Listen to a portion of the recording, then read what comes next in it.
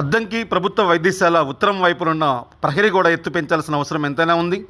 వైద్యశాల పరిసరాల పరిశుభ్రత కోసం ఈ చర్యలు తీసుకోవాలి.